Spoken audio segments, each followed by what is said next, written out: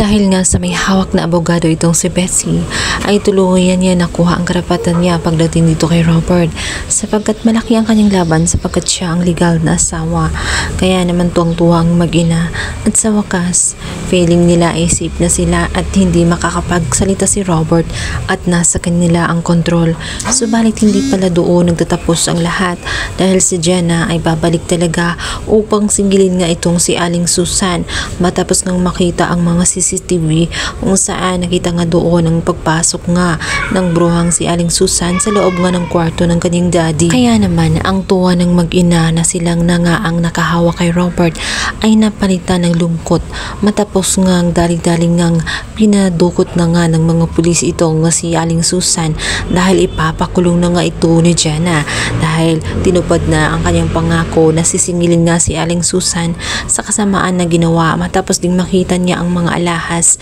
na naroon sa bag ni Aling Susan. Kaya naman si Betsy ay nalagay sa alanganin na sitwasyon at dahil sa naisip niya na wala ring magagawa si Jenna kahit na siya ay pumasok o makalapit kay Robert sapagkat si Robert ay nanatiling unconscious at hindi pa alam kung kailan ito makakapagsalita. Sa kabila ng lahat ay natuwa na si Jenna sapagkat kahit walang malay ang kanyang ama, alam niyang magiging ligtas kapag naroon siya sa tabi nito. Hindi niya kasi alam ang mangyayari kung patuloy niyang ipahahawak ang kanyang ama kay Betsy. Alam niya ang ugali nito at sa babalangan nitong si Tita Connie niya na maaring gawin din sa kanyang daddy ang ginawa ng mag-ina nung siya ay inatake sa puso na hinayaan lamang ito instead na i-rescue.